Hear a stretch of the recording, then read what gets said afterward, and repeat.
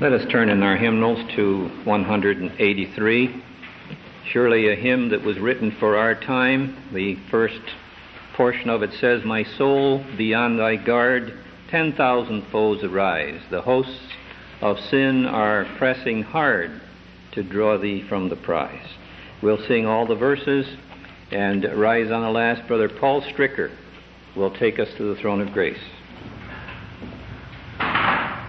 Dear loving Heavenly Father, hallowed be thy name.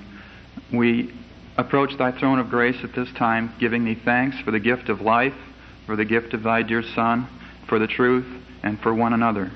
And we ask that you be with our Brother Carl at this time as he breaks the bread of life to us, that we may be receptive and be uplifted by his words as he speaks to us. And we ask that you be with each and every one of thy dear children the world over, wherever they may be. And we ask that you would provide for them and care for them as thou seest fit. And these things we ask and give thanks in the name of our dear Redeemer. Amen.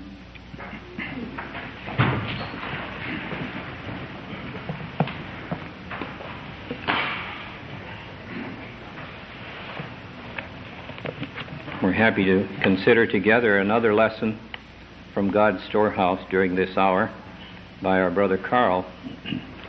We don't have a subject for you.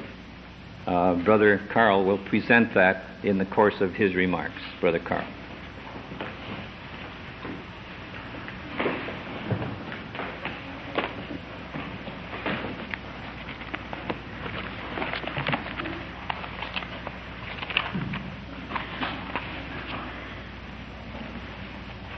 At home, I've just started fooling around with the computer, and I've learned a new word, scan. So I want you to do some scanning now. I want you in your mind to scan the Old Testament, scan its history. And in your scanning, tell me the name of the person that you think best illustrates a godly, righteous man who's delivered from temptations. So start your scanning process. What Old Testament character best illustrates a godly or righteous man who's delivered from his temptations?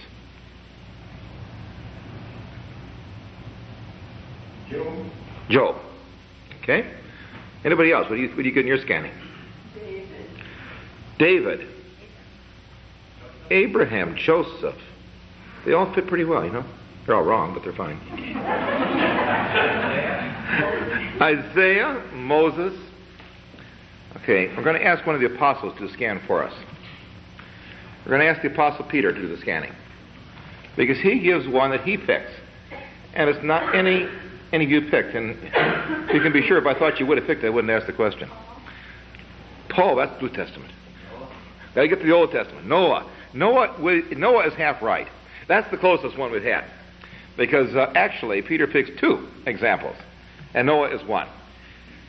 2 Peter, 2nd chapter, verses 4 through 8, 9. 2 Peter 2, 4 through 9. "For if God spared not the angels that sinned, but cast them down to Tartarus, and delivered them into chains of darkness to be reserved unto judgment, and spared not the old world, but saved Noah, the eighth person, a preacher of righteousness, bringing in the flood upon the world of the ungodly, and turning the cities of Sodom and Gomorrah into ashes, condemned them with an overthrow, making them an ensample unto us, that after should live ungodly, and delivered just Lot, vexed with the filthy conversation of the wicked, for that righteous man, dwelling among them, in seeing and hearing, vexed his righteous soul from day to day with their unlawful deeds. The Lord knoweth how to deliver the godly out of temptation, and to reserve the unjust unto the day of judgment to be punished." Lot. Lot is the sample that is picked. It's probably the last one we pick. Our title today is Righteous Lot. The scope of our subject is this. First, we're going to briefly review what we know about Lot. There's not a lot we know. Second, we're going to try to look at the question, why is Lot styled righteous? What is the righteousness of Lot?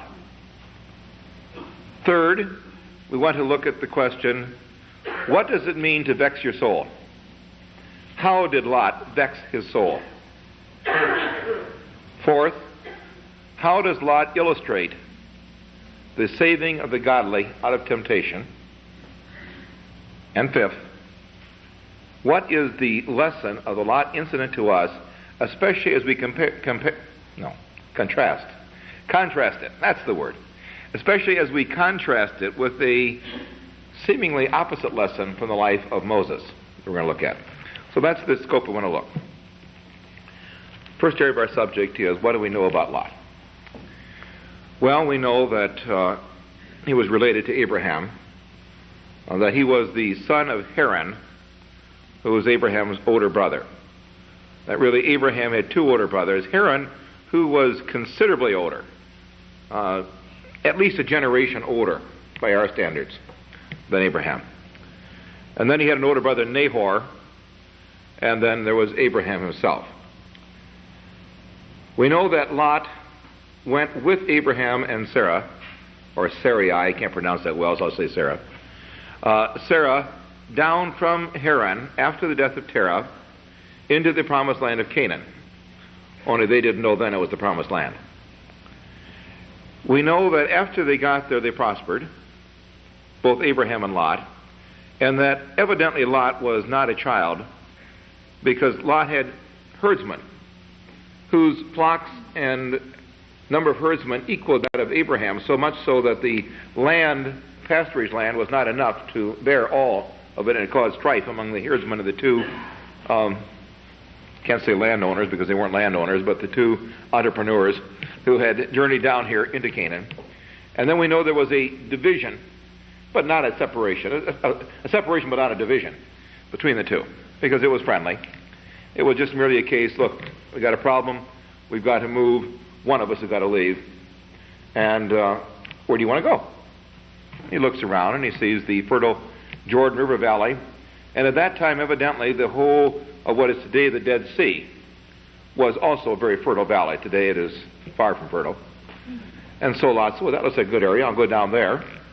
And in that area was the city of Sodom and the city of Gomorrah, which had a reputation even at that time of being exceedingly wicked. We know that Abraham therefore took that which was left. Of course, that leaves the impression that if Lot had chosen the other part, then Abraham would have been in Sodom and Gomorrah, but had the whole story reversed. But as it was, Lot went down there. We find him in that area, and then we find just two episodes about Lot, and that's all.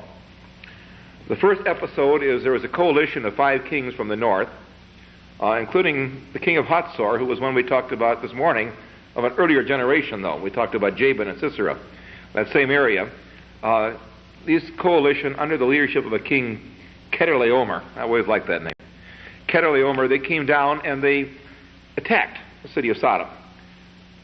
And evidently they were quite victorious, although they did not take the whole city captive. Most of the city fled into the mountains, the nearby mountains. But they took a number of captives, and among these captives was Lot. And then we find Abraham either making league with Bera, the king of Sodom, or otherwise on his own, going and fighting against this 5-king coalition, which had already been opposed by another 4-king coalition from the south. And he rescues Lot. And on his way back, of course, you have the incident with this unknown person who pops into the record and pops out, Melchizedek. He meets him along the way, and Abraham recognizes him as the king of Salem, wherever Salem is. And in recognizing him as that king, he gives him 10% of the spoils. He is served bread and wine. Then he refuses to take any of the other spoils. He gives all the spoils back to the king of Sodom, including Lot. And Lot moves back into Sodom. Then we don't know anything more about Lot until we come to that day when 3 angels come down, meet Abraham at the tent gate, and say that we are going to be going and destroying Sodom. And you've got the pleading of Abraham for Sodom.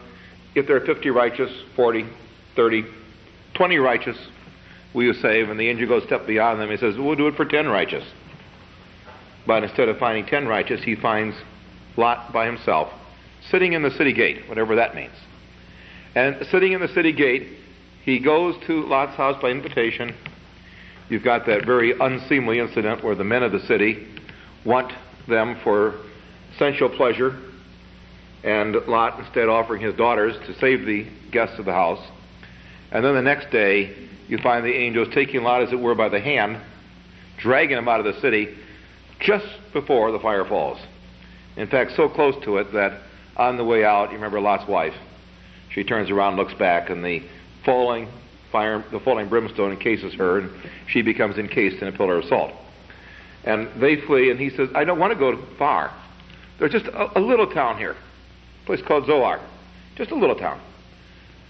And he pleads that he wants to go because it's little, as though its littleness has got something to do with it. And because of its littleness, he's permitted to go into Zoar. And then we find him fleeing a few days later into the mountains. And the last thing we hear about Lot is hardly a very righteous incident. We see him drunk, getting drunk twice, 2 nights in a row by his daughters, plying him so that they can have, through him, children. They both become pregnant.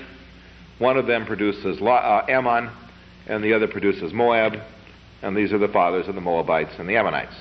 That's all we know about Lot.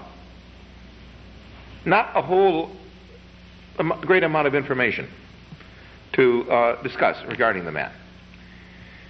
And yet there's evidently enough in that record that Peter, looking at that same record, could say, this just man vexed his righteous soul, and use a term that is almost always reserved for a justified man of Lot.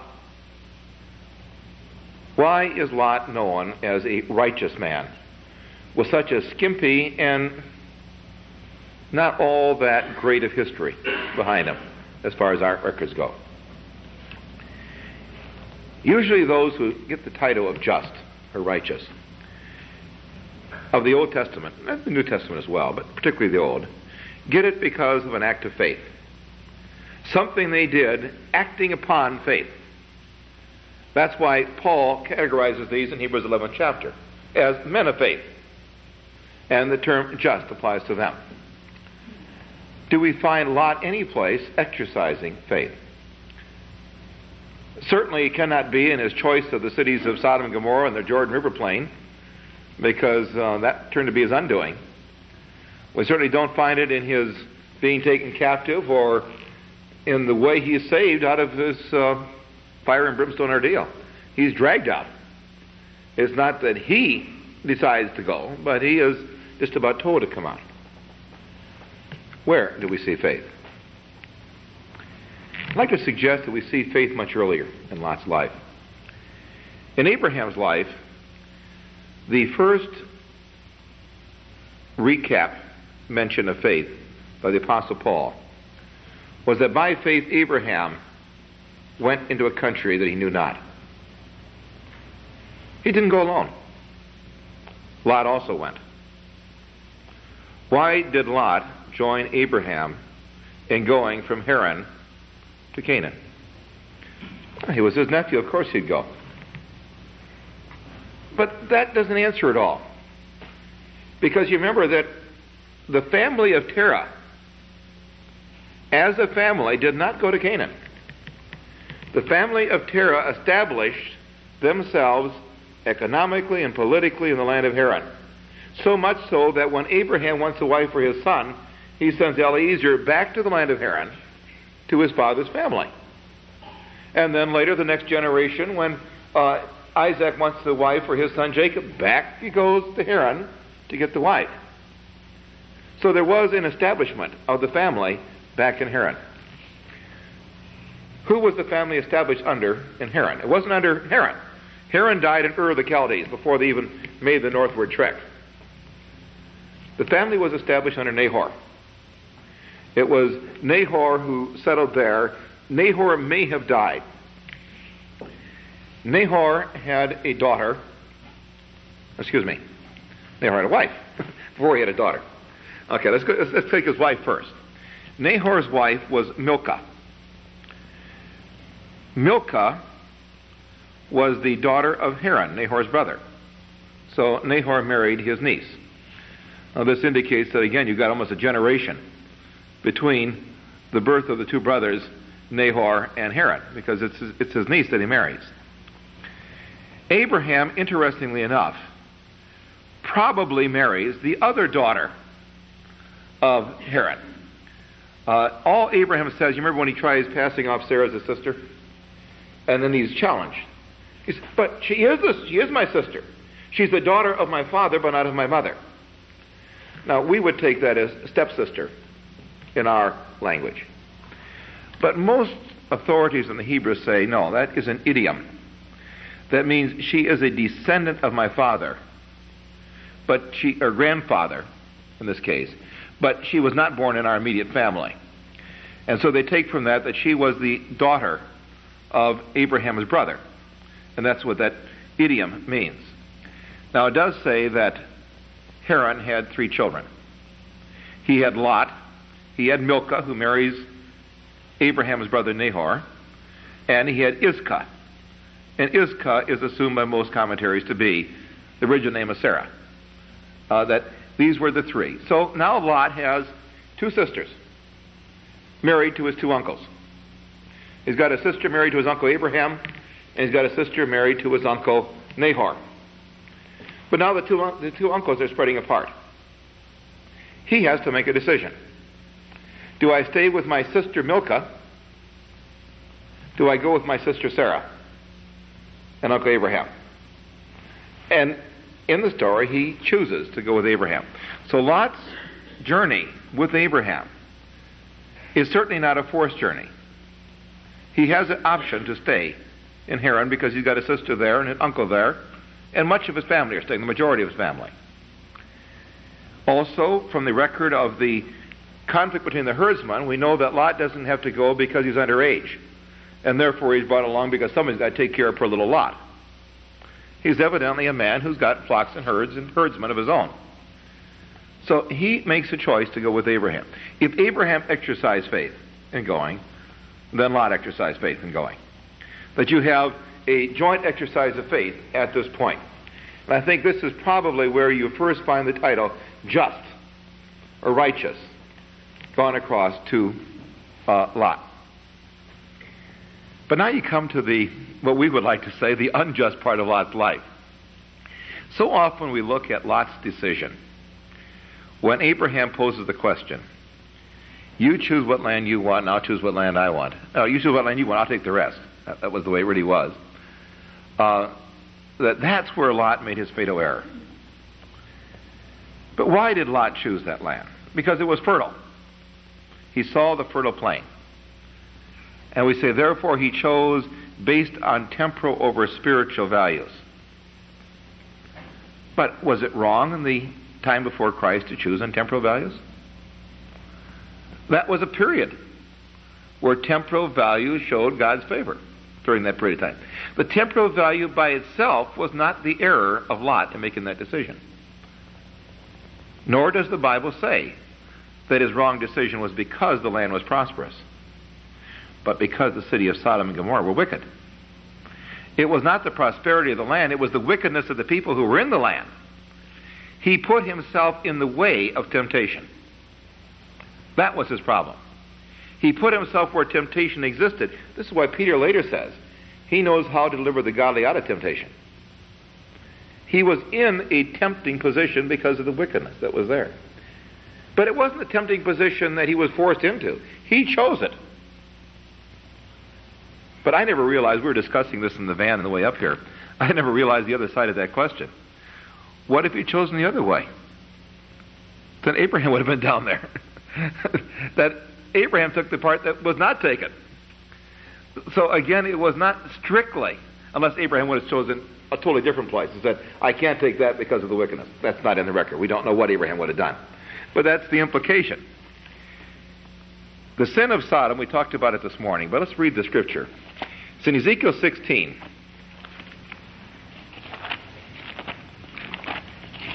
And notice what made them wicked, and again, that the problem was not the prosperity as such. It's Ezekiel 16 and 49. Behold, this was the iniquity of thy sister Sodom. Pride, fullness of bread, and abundance of idleness was in her and in her daughters, neither did she strengthen the hand of the poor and needy. It's the combination of having the prosperity and not using the prosperity for the help of the poor and the needy. That was her sin. Prosperity by itself is not a sin. Money is not the root of all evil. The love of money, the greed, the selfishness that goes with prosperity was the temptation. It wasn't the fact of prosperity. Jesus said, not many rich men shall enter the kingdom of heaven. But he did not say no rich men. And some of your earliest examples, such as Joseph of Arimathea, was of the richer class. There were those who were able to overcome the temptation, but it was putting himself in the way of this temptation. But once he gets to Sodom, we have no right to assume that because he was among ungodly people, he became ungodly. If we assume that, then we have to go back and ask Peter, why do you call Lot righteous Lot? He was no longer righteous if he became ungodly because of his exposure to the ungodliness of those in Sodom. Now, we do find that little brief reference in Genesis 19:1, that when the three angels came, they find him sitting in the gate. Now, that expression may be nothing more than a geographical, historical recording of fact. That's where he was, sitting in the gate. But in all probability, it says much more than that. In all probability, sitting in the gate implies that he was a judge in the city. You notice in the book of Ruth, when they want to have the transaction with the land, when the land is purchased, they go to those who sit in the gate of the city. It was the area where the judges in ancient times sat and judged the matters of the city. Since Peter says that Lot is righteous Lot, if he was a judge in the wicked city of Sodom, I think we have no choice but to assume that he was a reformed judge. He was a judge who said, my duty is to uplift these people. He was in a position where he wanted to do what he could to correct and to change matters. This is certainly further implied by his reaction to the people when they wanted to carry out their wickedness. And he, especially with a person of that position, stands against it. You shall not touch these people. These are my guests. If you must, take my daughters. But you shall not touch these. My guests are sacred in my home. By the way, you got to admire the courage of the angels. You know what the angels said when he invited them to his house? They said, no, we'll sleep in the streets. That's his courage if they knew what was in those streets at that time. But he said, no, you won't either. You'll sleep in my house. It's safer. He brought them there. Again, he shows a righteous tendency. He shows a willingness to stand up against the opposition, against those who had recognized him as a judge. There's again this righteousness.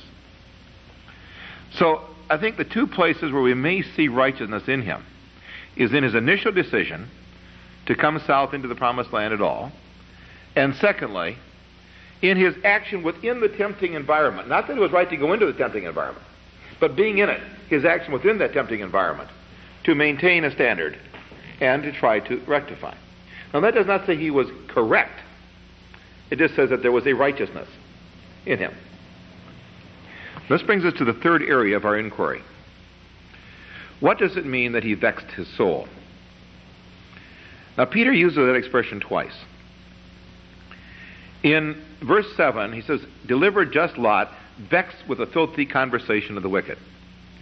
And then verse 8, for that righteous man dwelling among them in seeing and hearing, vexed his righteous soul from day to day with their unlawful deeds. You know, there's not too many times when in our ordinary course of daily events we use the word vex. You know, it just isn't part of our common vocabulary. Maybe once in a while, boy, was I vexed, but not very often. What is the thought of to vex one's soul? How do you go about vexing your soul anyway? I never tried vexing my soul. The term vex here is found in these two verses, comes from two different Greek words. So we're not looking at the same action in these two verses. Let's take the action first that we're looking at in verse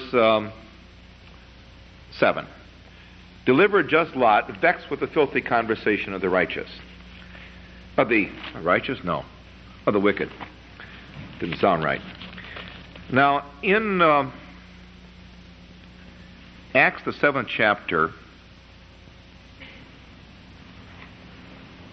hope I got the right chapter, we're going to find Moses delivering his brother.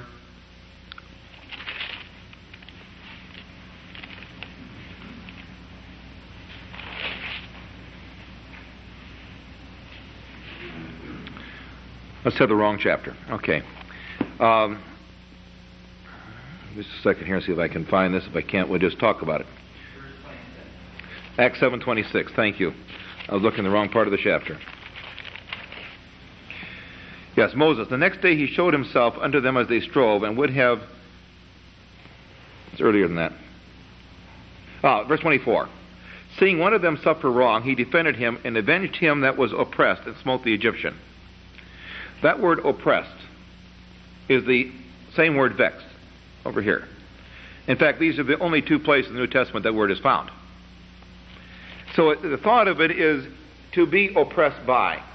He was oppressed by the wickedness around him. In other words, he did not agree with it. It bothered him. And it depressed him, oppressed him, distressed him, and vexed him. Take your choice. It did all of those things. It gave him great problems to live amongst, but he felt he had no other choice.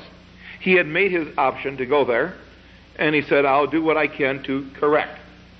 He was vexing his soul. But the word vex in the next verse is a far different word. And it's a word that is treated at length for Brother Russell. It's one of his more common Greek words that he talks about, although not in this particular verse. He doesn't deal with it here. He deals with it in Revelation. The word is the word basanizo. It's the word in Revelation 20 that's translated torment. Satan shall be tormented day and night forever and ever. Same word. So now he says in verse 8, for that righteous man dwelling among them in seeing and hearing tormented his righteous soul. Now, that isn't quite the thought either. But that's what we would do, is we would be consistent in our translation. But you recall in the discussion of that word as treated in all of our discussions in hell, how that word basanizo means to put to the test, to put to the touchstone, to try or assay the value by a test. Now in verse 8, we're reading from God's standpoint what happened to him. His righteous soul was put to the test by that which he saw and heard. In other words, the wickedness around him became the test upon Lot as what he would do. That's the temptation we're talking about that he was facing.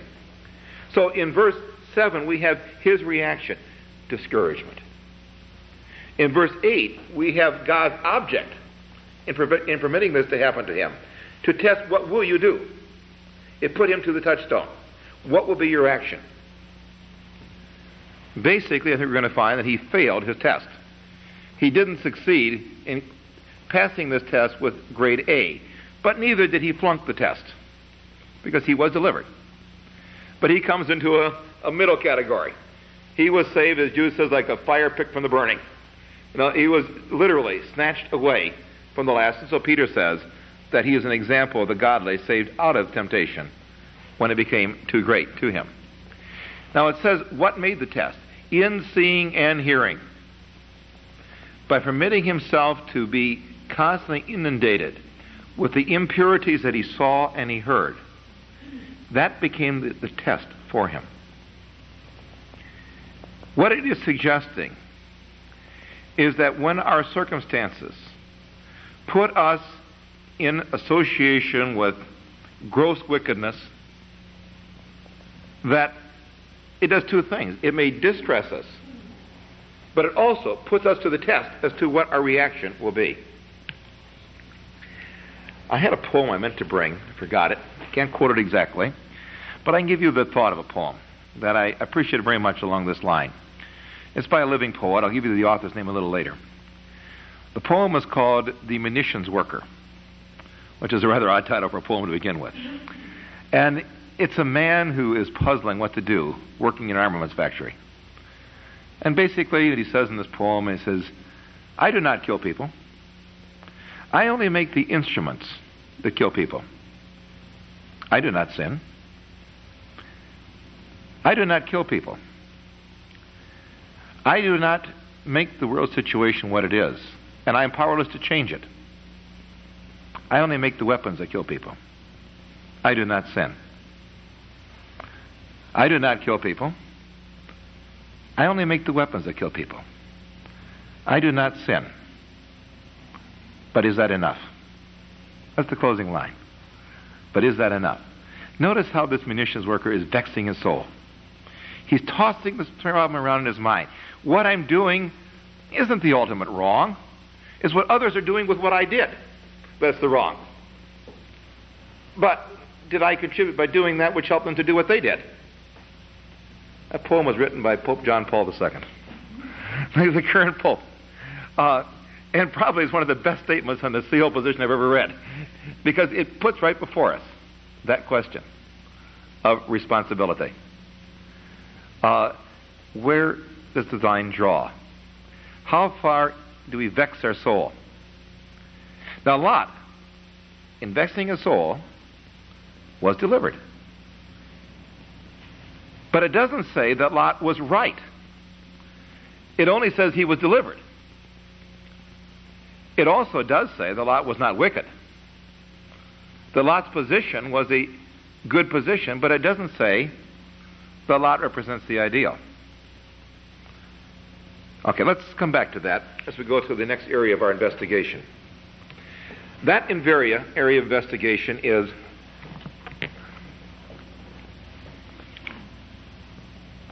having vexed his soul, how was he delivered out of temptation? That's the point that Peter is making. Peter is drawing this whole illustration for one purpose, because God knows how to draw the godly out of temptation, to draw the godly out of temptation. Now, this time contrasts two experiences in Lot's life. He got into trouble twice for being in Sodom. The way God delivered him was different in the two occasions. In the first occasion, God delivered Sodom for Lot's sake. In the second occasion, God destroyed Sodom for Lot's sake. There was two opposites in the deliverance. In the first deliverance, Abraham, if he does not make liege with King Bera, at least fights on behalf of King Bera by bringing back not only Lot, but all the goods of Sodom that were destroyed and returning them to Sodom. So you find Abraham closely connected with Sodom, and you find Melchizedek bestowing his blessing for the rescue of Sodom, a city that had earlier been styled that wicked city that Lot should not have gone to. But on the second occasion, we don't find any such deliverance, nor any offer of deliverance. In fact, when there's a begging for deliverance, it's like, I've got to have at least 10 righteous ones before I can do it. So you've either got to make the assumption that in the earlier occasion there were 10 righteous ones there, or you've got to make the assumption that there was another reason for the difference. No, there's two ways the Lord delivers us out of temptation. Sometimes he says, you're in a tempting situation that's got you into trouble. I'm going to restore you. I'm going to bring you back from that trouble and let you go right back to the tempting situation. See what you learned.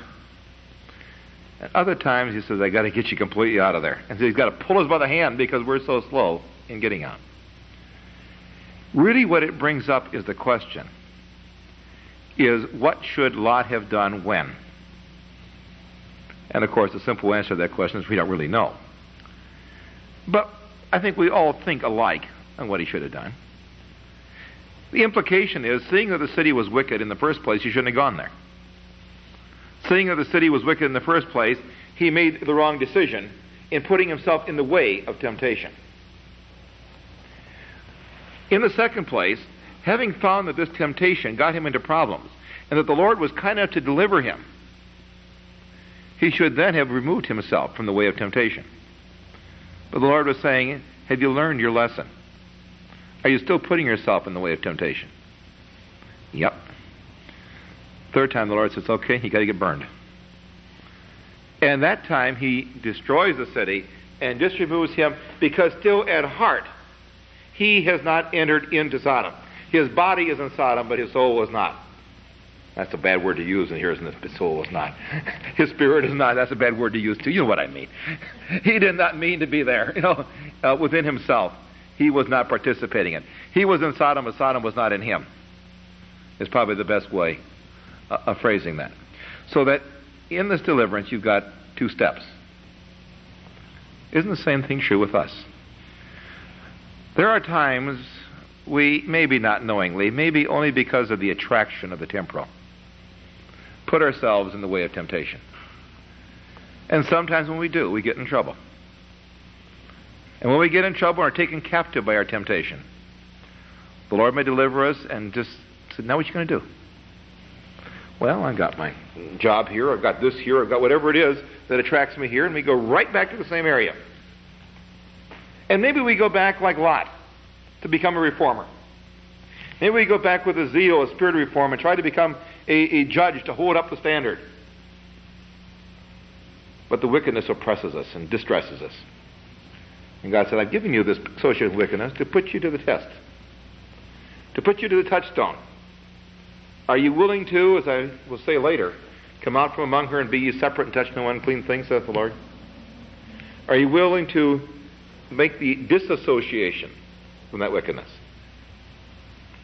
This then becomes the test upon us. And yet the Lord would deliver, and there will be a righteousness to it.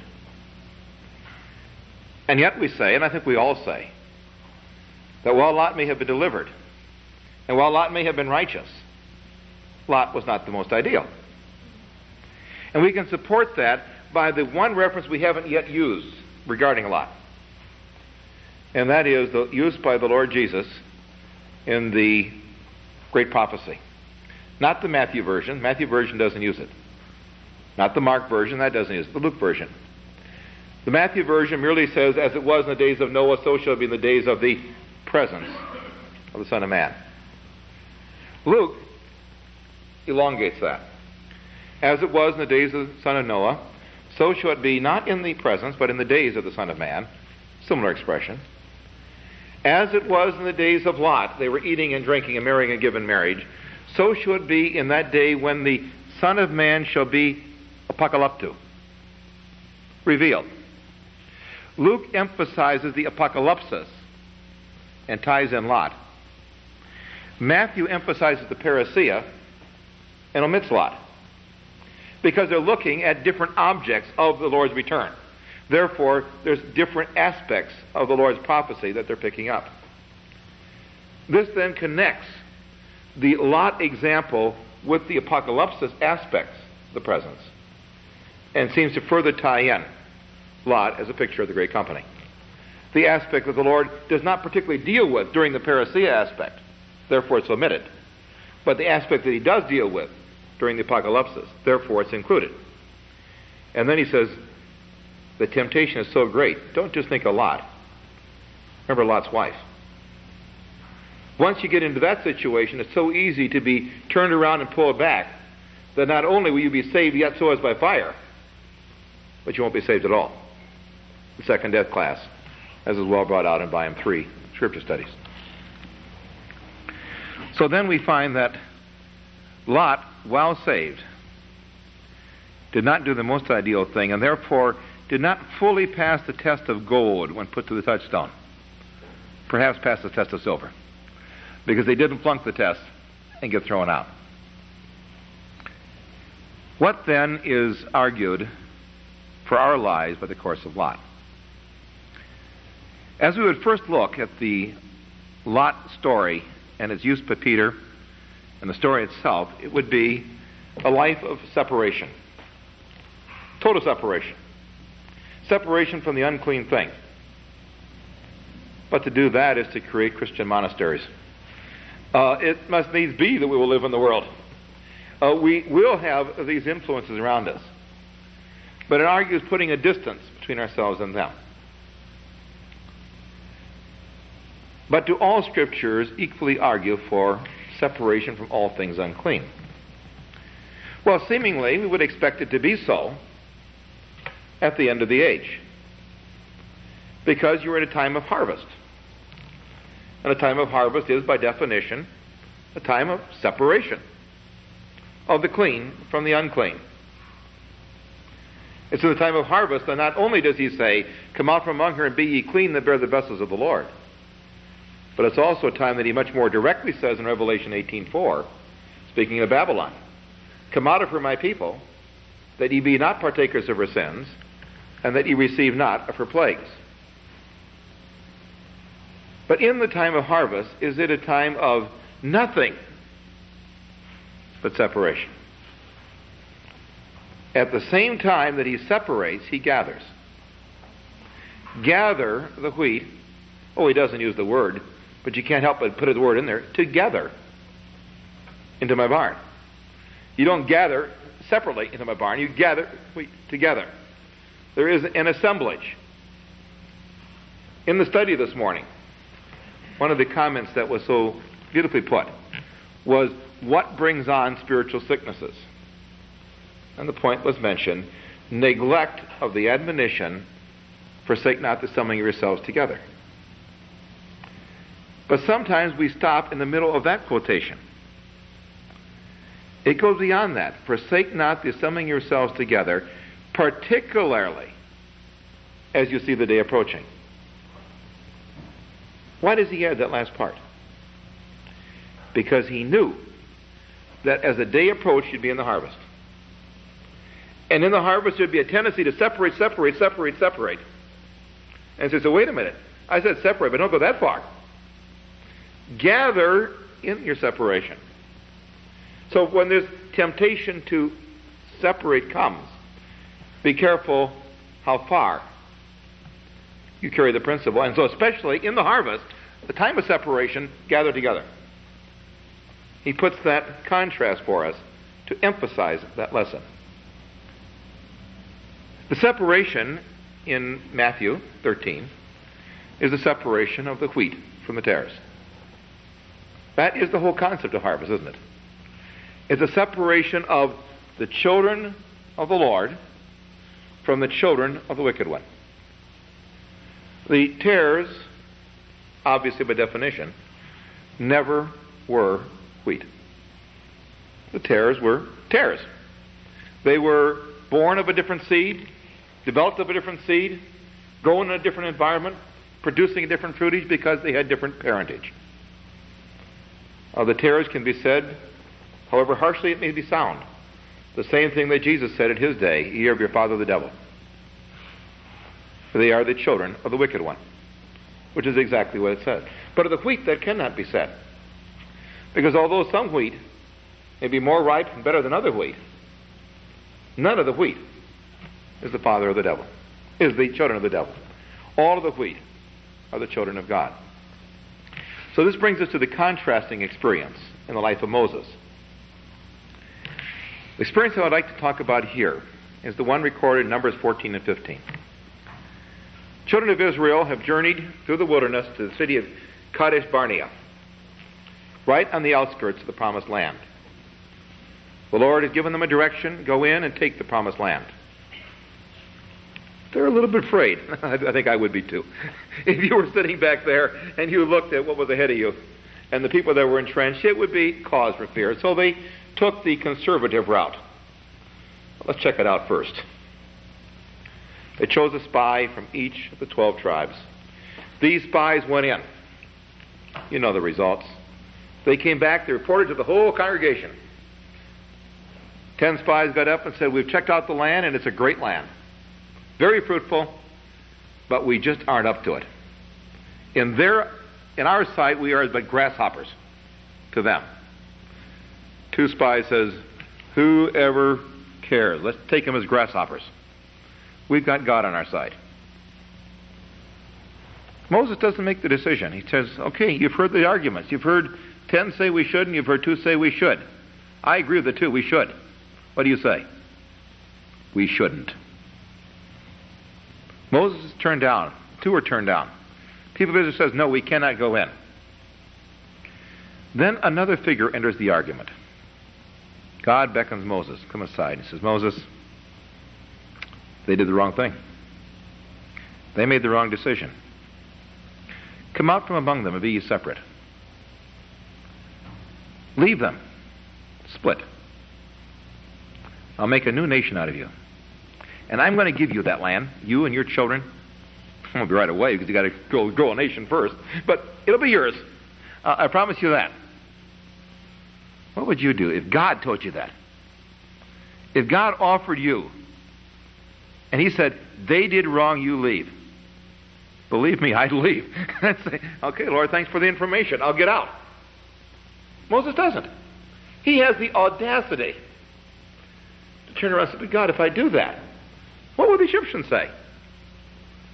The Egyptians would say, oh, you had the power to bring them out of the land of Egypt, but you couldn't bring them into the promised land. You had to lose them and make a whole new nation to do it. And God hearkened to the voice of a man. He did it Moses. Now, whether he did it merely as a test, we don't know. But one thing I'll bet you is sure, that if Moses had made the other decision, God would have made a new nation out of him. God doesn't make promises blowing in the wind. When he makes a promise, the promise is there. That if Moses had taken the other decision, there would have been a new nation. The Bible doesn't tell us if Moses was right or wrong. But I guess we all assume Moses was right. At least I've never heard anybody say he was wrong. I think that is the general assumption we make. Although, as a result, Moses never got to the promised land. Now that you could take issue with me and say, no, not as a result of that. He didn't get there because he smote that rock twice. But if he had accepted this, he wouldn't have been in a position to smite the rock twice. He wouldn't have had the people tempting him to smite that rock. So this was his initial decision, for which he didn't get there. But Israel got there. What is the difference between the lesson of Moses, where he is blessed by God for not separating himself, and the lesson of Lot, where he was not blessed for not separating himself? The difference is the difference between Sodom and Israel. Sodom was the city of wickedness. Israel was a nation of weakness. Sodom had no relationship to God. Israel had a covenant relationship to God. The difference were that even though Israel was wrong, they were God's. In Sodom's case, even if Sodom was right, it was not God's. And that is the whole lesson of the harvest. Separate from the tares, but not separation from the wheat. It brings our story back together into a whole, of how the Lot story fits into the whole. So, in summary, what have we learned? We learned that despite what our preinclinations may be against Lot, he is judged scripturally, apostolically, infallibly, as a righteous man. As a righteous man who was delivered by God out of his temptations. But we see in his story things that lack idealism. We see in his story that temptation was something he got himself into. And even though he got himself into it, God had brought him out of it. But it was a great loss. And so we see with ourselves, there are times when we err, even in our justification, by putting ourselves in the way of temptation. And the Lord will deliver us. Probably twice. Probably once to see we'll put ourselves back in that same way of temptation. And then the second time he'll get rid of the temptation and said, okay, you failed it. And there'll be a loss involved, as one plucked out of the burning. We saw that this deliverance of God is sure.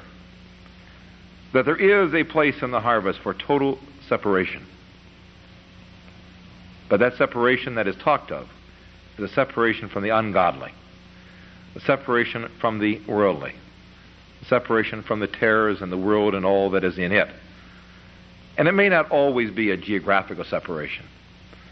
because we must needs be in the world. Not only must needs be, we must be to learn our role for mediator. We must have association and sympathetic understanding. But there comes a time to put distance between us and them. It was new to me to think of Lot as righteous.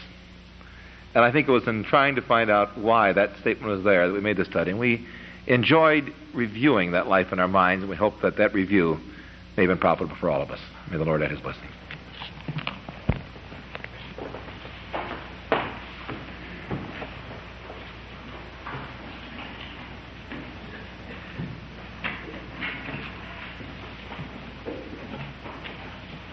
Now that was interesting, wasn't it, beloved? When you thought of Lot and his righteousness, really prior to this lesson, we never had the conception that he was that righteous. And we see that God indeed used him in a marvelous way as an example for us, even as he used Moses and Joshua and Gideon and Jephthah and Deborah and Barak, all these heroes of faith that inspire us every time that we read their history. Again, we'd like to mention that we did send our love with all those in attendance here today, and please take our love with you with our text in Isaiah 41 and 13, which assures the guidance, the love of our Jehovah to each one. For he says, "For I, the Lord thy God, will hold thy right hand, saying unto thee, Fear not, I will help thee." I'm sure that this is one of the precious promises from that Old Testament that lie hidden under the surface and was more fully revealed by the New. Our Father, we thank thee that we've had this time together. We do appreciate, Father, the laws and regulations of our land that permit us to meet together. And we use these privileges we have to properly and profitably upbuild one another so we may stand whatever the future may hold. We do ask that we may have the degree of faithfulness, Father, that will keep us sanctified, separate and holy unto thee. As we part, we ask that your guiding spirit will be upon each heart. As individually we strive to follow the providential leadings before us, we strive to apply the principles of truth in meeting the various problems of life, and that you will lead us again until we meet together at Jesus' feet. For it is in his name we come to thee. Amen.